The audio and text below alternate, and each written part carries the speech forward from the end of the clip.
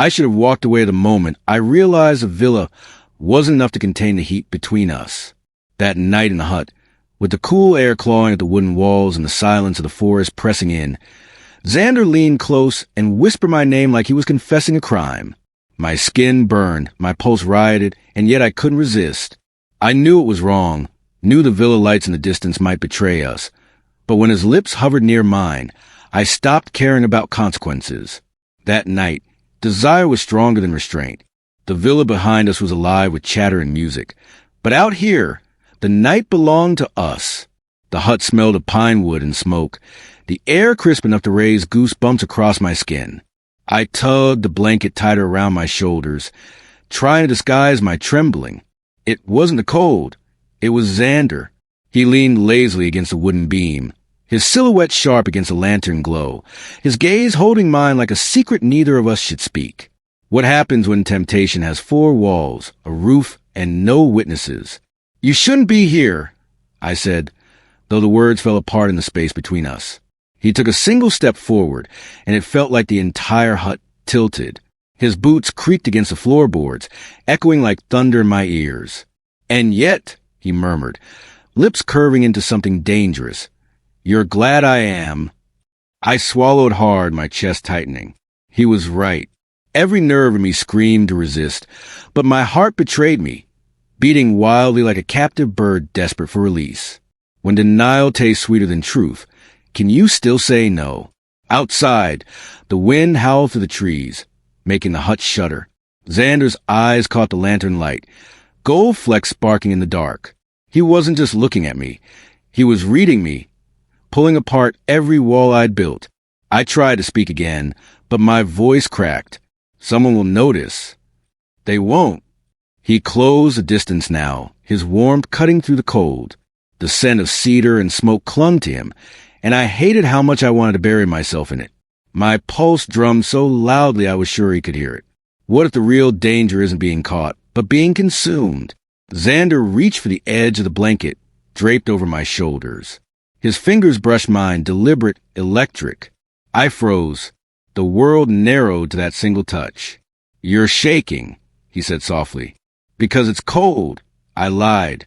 He smirked, low and knowing. "No, it's not." My breath hitched, the room shrinking around us. The hut's shadows seemed to lean closer, as though even they wanted to witness what was about to happen. I could have pushed him away. I should have. But instead, I let him tug the blanket aside. Sometimes surrender feels less like weakness and more like freedom. He leaned in, his breath warm against my ear. My name fell from his lips like something forbidden, like he was tasting it for the first time. I shivered, not from the chill, but from the weight of it. No one had ever said my name like that before, like it wasn't just a name, but a promise of sin. My knees weakened, pressing me back toward the wall. His hand landed there first, steady, caging me in without force. His body heat seeped through the cold night, and all I could do was inhale him. How close is too close? When the only escape you crave is him. "You don't know what you're asking for," I whispered, though I knew I was lying again. I wanted exactly what he was offering. His thumb brushed my jaw, lifting my face to his. The crackle of the fire seemed to fade, the music from the villa a distant echo. In that moment, the world outside didn't exist. Only the hut, only him. "Maybe I do," he whispered back, his lips almost touching mine. I closed my eyes, already lost. The first touch is never the beginning. It's the point of no return. His lips hovered a breath away, close enough that the cool air between us felt like fire. My pulse thundered in my throat, drowning out every rational thought. If I leaned in just a fraction, the world would change. "Xander." My voice cracked, trembling on the edge of surrender. "Yes," he said, like he'd been waiting his whole life to hear me speak his name that way. His hand cupped my cheek, thumb grazing my skin with aching tenderness. My body betrayed me. I tilted into his touch, craving more than I could ever admit. Is it madness to crave the very thing that could break you? The lantern flickered as if it, too, was trembling with anticipation. His shadow stretched across the hut walls, tall, consuming, wrapping around me like an unspoken claim. "You should go back. I whispered weakly, though my hands betrayed me, clutching the front of his shirt. The fabric was soft, but carried the rough scent of the woods of him. "I'm not going anywhere," he said, voice low, steady, unshakable. My fingers fisted tighter in his shirt, and the world tilted again. The villa lights in the distance seemed like stars watching over us, silent witnesses to our sin. What if the risk of being seen makes the desire burn brighter? His forehead pressed against mine, his breath mingling with mine. Every exhale felt like a secret pass between us, unspoken but undeniable. "Tell me to stop," he whispered. I couldn't. My throat worked, but no words came. The truth was, I didn't want him to stop. I wanted to fall, the ruin, the ache. He didn't move until my silence became its own answer. Then, slow and deliberate, he brushed his lips over mine, a whisper of a kiss, tentative yet devastating.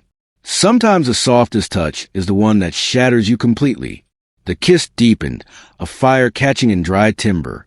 My hand slid up his chest, feeling the steady hammer of his heart beneath my palms.